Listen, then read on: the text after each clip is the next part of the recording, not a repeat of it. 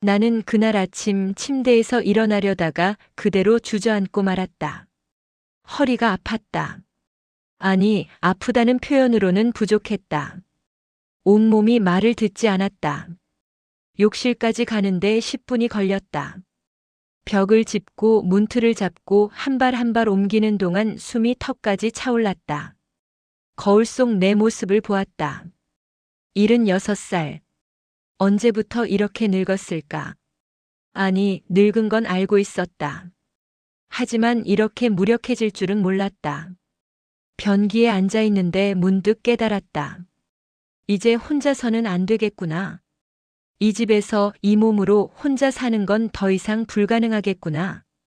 그날 오후 큰아들이 전화를 걸어왔다. 안부를 묻더니 말끝을 흐렸다.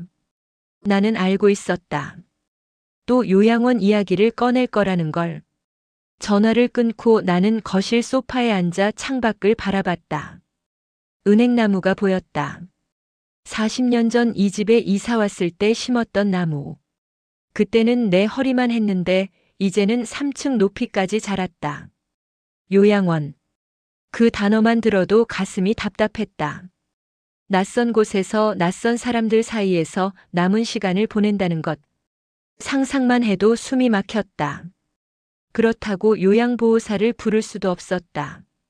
한 달에 200만 원이 넘는 돈. 내가 평생 모아둔 돈이 있긴 했지만 그걸 그렇게 쓰고 싶지 않았다. 아이들에게 물려줘야 할 돈이었다. 내 장례비로 쓸 돈이었다.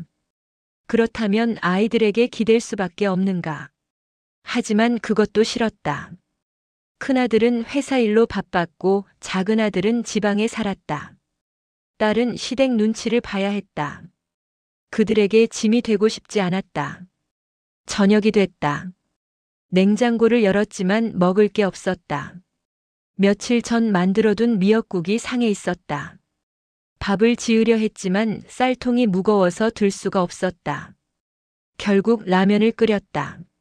물을 붓는데 손이 떨려서 옆으로 쏟아졌다. 뜨거운 물이 손등에 튀었다.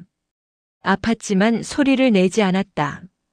그저 찬물에 손을 담그고 서 있었다. 라면을 먹으며 생각했다. 이게 내 남은 인생인가? 혼자 라면을 끓여 먹고 혼자 텔레비전을 보고 혼자 잠들고 혼자 깨어나는 것. 밤이 깊었다. 잠이 오지 않았다. 침대에 누워 천장을 바라봤다. 남편 생각이 났다. 3년 전 세상을 떠난 남편. 그 사람이 살아있었다면 이렇게 외롭지는 않았을까? 아니다. 남편이 살아있었어도 마찬가지였을 것이다. 그 사람도 나만큼 늙었을 테고 나만큼 아팠을 테니까. 우리는 서로를 돌볼 수 없었을 것이다. 다음 날 둘째 아들이 찾아왔다. 손에 과일 바구니를 들고. 나는 반가웠다. 하지만 동시에 불안했다. 또 무슨 이야기를 꺼낼까? 아들은 거실에 앉아 조심스럽게 말을 꺼냈다. 어머니 혼자 계시는 게 걱정된다고. 지방이지만 자기네 집에 방을 하나 만들었다고. 함께 살면 어떻겠냐고. 나는 고개를 저었다. 고맙지만 괜찮다고 했다. 아들은 이해할 수 없다는 표정으로 나를 바라봤다. 아들이 돌아간 후 나는 한참을 멍하니 앉아 있었다. 창밖에 은행나무가 바람에 흔들렸다. 나뭇잎이 떨어졌다. 그날 밤 나는 결심했다. 이대로는 안 되겠다고. 뭔가 바꿔야 한다고. 하지만 무엇을 어떻게 바꿔야 할지 몰랐다. 일주일이 지났다. 나는 동네 복지관에 전화를 걸었다. 혹시 도움받을 수 있는 게 있는지 물었다. 담당자는 친절했다. 여러 프로그램을 소개해줬다. 무료 급식, 말벗 서비스, 가사 도우미. 하지만 나는 그 어느 것도 신청하지 않았다. 자존심이 허락하지 않았다. 나는 평생 남에게 신세지지 않고 살았다. 이제 와서 남의 도움을 받는다는 게 받아들여지지 않았다. 한 달이 더 지났다. 나는 점점 더 쇠약해졌다. 밥을 제대로 먹지 못했다. 장을 보러 나가기도 힘들었다. 계단을 오르내리는 것도 두려웠다. 어느 날 큰딸이 찾아왔다. 갑자기 찾아온 것이 수상했다. 딸은 집안을 둘러보더니 한숨을 쉬었다. 설거지가 쌓여 있었고 빨래가 마르지 않은 채 걸려 있었다. 딸이 말했다. 엄마, 이러면 안 된다고. 요양보호사라도 불러야 한다고. 돈은 자기네가 보탤 테니까. 나는 화가 났다. 너희 돈으로 나를 돌보게 할 순 없다고 소리쳤다. 딸은 눈물을 흘렸다. 그 눈물을 보며 나도 울었다. 딸이 돌아간 후 나는 처음으로 무릎을 꿇고 울었다. 하나님이 있다면, 부처님이 있다면 이 고통을 거둬가 달라고 빌었다. 하지만 아무 대답도 없었다. 그날 밤 나는 결정했다. 더 이상 미룰 수 없었다. 아이들에게 전화를 걸었다. 셋 다 모이라고 했다. 사흘 후 아이들이 모두 모였다. 나는 식탁에 앉아 그들을 바라봤다. 내가 낳고 기른 아이들. 이제는 다 중년이 된 아이들. 나는 천천히 입을 열었다. 요양원에 가겠다고 말하려던 참이었다. 하지만 입에서 나온 말은 달랐다. 혼자 살겠다고 했다. 하지만 도움이 필요하다고 했다. 일주일에 한 번씩 돌아가며 들러달라고 했다. 장을 봐주고 청소를 도와주고 그저 얼굴을 보여달라고. 아이들은 서로를 바라봤다. 큰아들이 먼저 고개를 끄덕였다. 알겠다고 했다. 그렇게 하겠다고 했다. 그리고 나는 복지관에 다시 전화를 걸었다. 무료 급식을 신청했다. 가사 도우미도 신청했다. 자존심을 내려놓았다. 살기 위해서는 자존심도 내려놓아야 한다는 걸 깨달았다. 한 달 후 가사 도우미 아주머니가 처음 왔다. 55쯤 돼 보이는 사람이었다. 상냥했다. 청소를 하고 설거지를 하고 빨래를 개었다. 나는 그 모습을 보며 묘한 감정을 느꼈다. 부끄러움도 있었고 고마움도 있었고 안도감도 있었다. 아주머니가 돌아간 후 집이 깨끗해져 있었다. 오랜만에 깔끔한 집에서 차를 마셨다. 창밖에 은행나무가 보였다. 잎이 다 떨어져 앙상한 가지만 남아 있었다. 그날 저녁 큰아들이 찾아왔다. 장을 봐왔다고 했다. 쌀, 반찬거리, 과일, 냉장고를 가득 채웠다. 아들이 돌아간 후 나는 냉장고 문을 열고 한참을 바라봤다. 가득 찬 냉장고. 혼자서도 살 수 있겠다는 생각이 들었다. 다음 주에는 작은 아들이 찾아왔다. 전구를 갈아주고 수도꼭지를 고쳐주고 문경첩에 기름을 쳤다. 사소한 일들이었지만 나에게는 큰 도움이었다. 딸은 주말마다 찾아와 함께 시간을 보냈다. 산책을 나가고 밥을 먹고 그냥 이야기를 나눴다. 딸의 얼굴을 보는 것만으로도 위안이 됐다. 2달이 지났다. 나는 복지관 프로그램에도 참여하기 시작했다. 노래교실, 건강체조, 한글교실. 처음에는 어색했다. 하지만 점점 익숙해졌다. 그곳에서 나와 비슷한 처지의 사람들을 만났다. 혼자 사는 노인들, 가족에게 기대기 싫어하는 사람들, 자존심 센 사람들. 우리는 서로의 이야기를 나눴다. 누군가는 무릎이 아프다고 했고, 누군가는 외롭다고 했고, 누군가는 죽고 싶다고 했다. 나는 그 말들을 들으며 울었다. 나만 그런 게 아니었다. 복지관에서 만난 할머니 한 분이 내게 말했다. 늙는다는 건 내려놓는 거라고. 자존심도 고집도 체면도 하나씩 내려놓으며 가벼워지는 거라고. 그 말이 가슴에 와닿았다. 나는 평생 무거운 짐을 지고 살았다. 엄마로서의 책임, 며느리로서의 의무, 아내로서의 역할. 이제는 그 짐을 내려놓을 때였다.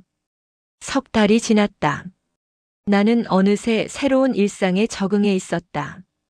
화요일은 가사 도우미가 오는 날.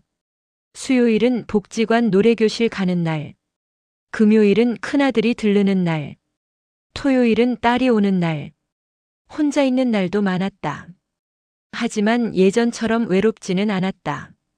이제는 혼자 있는 시간이 두렵지 않았다. 오히려 조용한 시간이 소중했다. 어느 날 복지관에서 새로운 프로그램을 소개받았다.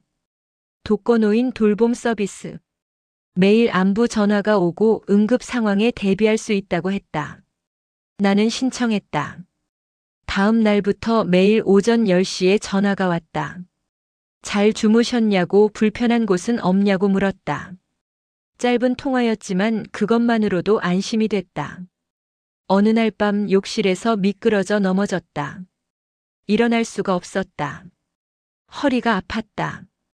공황이 왔다. 손이 떨렸다. 나는 주머니에서 휴대폰을 꺼냈다.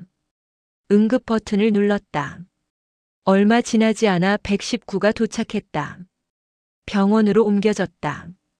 다행히 큰 부상은 아니었다. 타박상과 염좌. 하지만 그날 밤 나는 깨달았다. 혼자 사는 것의 위험성을. 언제든 이런 일이 벌어질 수 있다는 것을.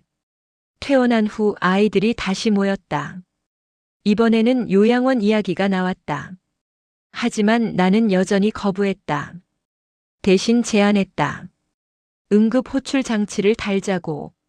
화장실에 안전 손잡이를 설치하자고. 침실에 침대 가드를 놓자고. 아이들은 동의했다. 일주일 후 집 안 곳곳에 안전장치가 설치됐다. 화장실 손잡이, 미끄럼 방지 매트, 응급 호출 버튼. 작은 변화들이었지만 큰 안심이 됐다. 넉 달째 나는 복지관에서 새로운 친구를 사귀었다. 78살 할머니. 남편을 잃고 혼자 사는 사람. 우리는 서로의 이야기를 나누며 위로가 됐다. 그 할머니가 말했다. 혼자 사는 게 외롭지만 그래도 자유롭다고. 누구 눈치 보지 않고 자기 시간대로 살 수 있다고. 나는 고개를 끄덕였다. 맞는 말이었다. 5달이 지났다. 어느 날 가사 도우미 아주머니가 제안했다. 같이 요리를 해보자고. 반찬을 만들어서 나눠 먹자고. 우리는 함께 부엌에 섰다. 김치찌개를 끓이고 나물을 무치고 생선을 구웠다. 오랜만에 제대로 된 요리를 했다. 요리하는 냄새가 집안을 가득 채웠다. 음식을 나눠 먹으며 이야기를 나눴다. 아주머니도 혼자 사는 사람이었다. 이혼하고 자식들은 독립했다고 했다. 우리는 서로의 외로움을 이해했다. 그날 이후 아주머니가 올 때마다 우리는 함께 요리를 했다. 반찬을 만들고 나눠 먹고 이야기를 나눴다. 그 시간이 기다려졌다. 6달째 딸이 제안했다. 손주들을 데리고 주말마다 오겠다고. 아이들이 할머니를 보고 싶어 한다고. 처음에는 부담스러웠다. 시끄럽고 정신없을 것 같았다. 하지만 손주들이 오자 집안이 밝아졌다. 아이들의 웃음소리가 울려 퍼졌다. 손주들은 내 손을 잡고 산책을 나갔다. 공원에서 놀고 과자를 먹고 그림을 그렸다. 나는 그 모습을 보며 행복했다. 살아있다는 게 느껴졌다. 7달이 지났을 때 나는 거울 앞에 섰다. 여전히 늙었다. 주름이 더 깊어졌고 허리도 더 굽었다. 하지만 표정이 달랐다.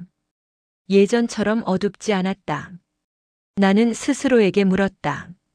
행복한가? 대답은 간단하지 않았다. 행복하다고 말하기엔 여전히 외롭고 아팠다. 하지만 불행하지는 않았다. 이제 나는 안다. 늙는다는 건 무너지는 게 아니라 적응하는 거라는 걸. 혼자 사는 게 외롭지만 그래도 살아갈 수 있다는 걸. 도움을 받는 게 부끄러운 게 아니라 용기라는 걸. 요양원에 가지 않아도 된다. 아이들에게 짐이 되지 않아도 된다.